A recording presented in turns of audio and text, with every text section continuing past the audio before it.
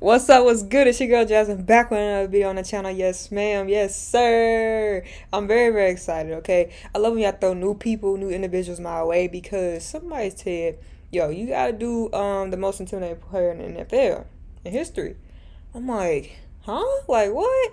And he actually said a name, and I honestly don't remember the guy's name. So whoever this NFL player is, I have no idea his name as of right now. So this shall be very interesting. I'm very, very, very interested in this video to see how it goes. So if you are new to this channel, if this is your first time ever clicking on a video of mine, I appreciate you because you didn't have to click. Hope you will enjoy this video and check out all my other videos. If you a consistent supporter, what's good with you? Yes, BC Crew, what's up? Hope you guys will still enjoy this video, watch all the way through, and continue supporting me. That being said, don't forget to like, comment, subscribe, push that notification bell. Let's see who the most intimidating player in NFL history is. Let's go. April 28th, 1981. The New York Giants, first round selection, Lawerence Taylor, linebacker, North Carolina. Okay, so Lawerence Taylor doesn't ring a bell, so this is all new to me. Let's go. No, he was going to become the most dominant defensive player of all time. He look mad right there. Oh. Uh-oh.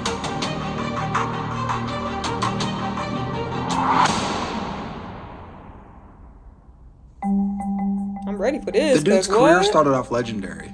On his draft night, he claimed he drank 41 beers. That's insane. It had to be a crazy night on top of the fact that he didn't even play football until 11th grade. And now he was the number 2 overall pick. It's always the ones who had a late start in that sport to be like, dang, they cold. You know what I'm saying? Like, perfect example, Anthony Davis, you know? Who else started? It's so many people who start like later on and they're like beasts. Really beast, you know? But come on, 41 beers on draft night? Maybe he was nervous. The Saints, who held the number 1 pick, said that they weren't going to take him, and they decided to go with the cleaner player, which ironically ended up being a bad move.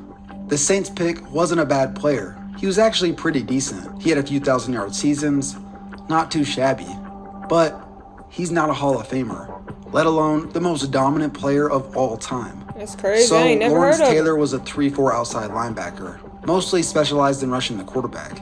He was bigger than most linebackers, and faster than them too. Okay. It didn't matter who offenses tried to block him with. He was either too quick, too powerful, or both. Now hold on. I'm gonna tell y'all right now. I watch football, but I'm not into football as much as basketball. So don't come for me when I ask y'all this. Is he better than Ray Lewis?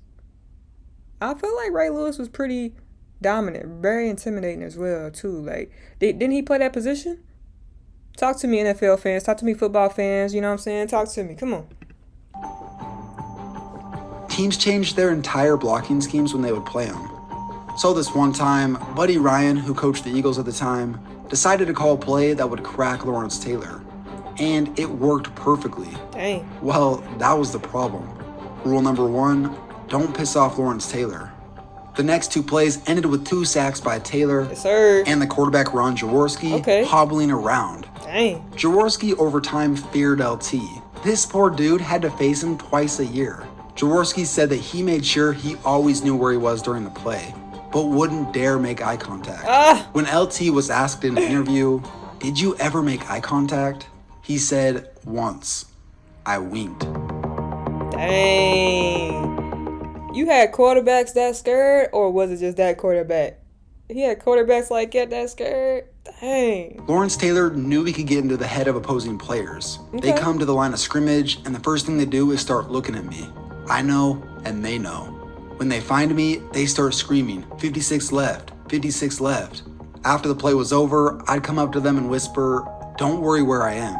I will tell you when I get there." Not only was he a complete freak of nature physically, but he just was insanely reckless and a hardcore partier.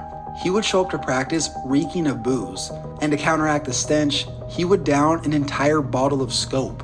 An entire bottle of mouthwash? That's gotta be worse for you than the actual drink. Wait, like he'll swallow it? What? Why? Mr. Taylor, what you on? What? Well, what was his teammates and people? Yo, okay, so if y'all a Taylor fan, Lawerence Taylor's fan, right? Y'all gotta let me know what y'all thought of him. Y'all gotta let me know. Come on, man. Is all this true? That's crazy. What? In itself. One of the craziest things about this dude, he said starting his rookie year, he smoked an ounce of crack every single day. He would spend thousands of dollars every single day on it. To pass a drug test, he would have teammates give him urine samples, which, ironically, tested positive twice for 2 teammates giving him positive samples. There were times I'd be standing and... Not weed, not a cigarette, but crack. And y'all know why I got whisper. Come on now, put it together. Y'all know why I got whisper. Because, you know, they be playing sometimes. You know, they be trying to block a video. You know what I'm saying? But he was wildin'. Come on, man. And drink a whole bottle of mouthwash. Baby, what? I'm staying out your way. And instead of thinking what defense That's a we were wild- playing, I'd be thinking about smoking crack after the game. Well, you gotta understand though. What? It didn't affect my play. He wasn't lying.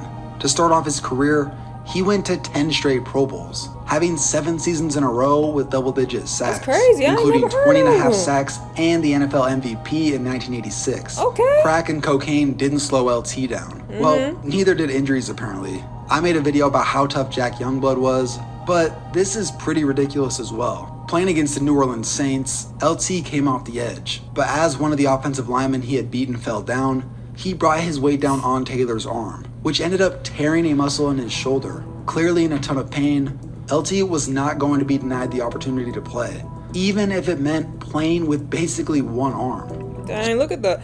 But ain't it crazy how, like, in that interview, he looked way better right there than he does then. But I feel like that's so crazy to me. Like, how athletes, once they retire, they look so much better than what they did when they played, you know? Especially football players. But, wow. I guess because the 80s, I don't know too much football from the 80s. I'm not going to hold you. I don't know too much football from the 80s. So maybe that's why I never heard of him. Maybe it never stuck out, but... Let's go. So the trainers strapped it up as best they could and sent him back out on the field. Dang. He would go on to have 3 sacks. Other than him grabbing his arm after plays, you can't even tell he's hurt. LT was just that much better than everyone on the field. When you can rush, Bro, do you know how that should make you feel as like whoever's defending you or the quarterback's like, bro, this dude's shoulder is tore up. He literally just tore up his shoulder 2 plays. He comes back out and now he's going past y'all and still tackling me. Like, come on, block. Like, I would be fired up if I was the quarterback. Imagine, seeing a player just do a whole line. Yup, let's go. And then performing the way he performed. That's crazy. Yo, those times was a wild times. I feel like that happened way more than it should. And I just feel like, he was just bold with it, rushing 5.5 people. One of the intangible factors of a dominant team, especially defense, is intimidation. Jerry Sizemore, a former offensive tackle of the Eagles, in a New York Times article said, "There were many sleepless nights. You played New York twice a year. Towards the middle of the week, something would just come over you and you just start sweating." Dang. My last year in the league, opening day, he just looked at me and laughed. Right there, I thought I had to get out of this game. The dude ended up quitting after that season. In the same interview, didn't. he also said, No, he didn't. "I'm glad that LT was on the left side and that I was on the right, so I could play as long as I did." Bro, you let one player make you feel like that? He was that cold? He was that dude? What? That's wild. That's wild right there. The last thing I gotta talk about is LT's most famous play. Even though I'm sure a lot of you have seen this, I'm just gonna say this now. Discretion is advised. Come on, let me see. Ooh. And it was Lawerence Taylor who slammed Theismann to the ground at the 42-yard line. The blitz was on. That's not necessarily a good play to have called. And quickly, Lawerence Taylor was up, saying Theismann is hurt. Ooh. LT completely snapped the man's leg. One of the most gruesome injuries in NFL history. Could you just imagine being Joe Theismann's backup, going in after that play? Oh, please don't hurt me. This sort of thing is why quarterbacks feared this dude so much. Former NFL defensive back Beasley Reese told the New York Times, "I've seen quarterbacks look at Lawerence and forget the snap count." Not forget the snap count. So he was like that? Wow, Lawerence. Wow. quarterback, finding himself under center before the snap, unable to locate Taylor, out of fear, called a timeout rather than run the play, only to find Taylor standing on the sidelines. Look at that. His teammates looking at him like, oh god.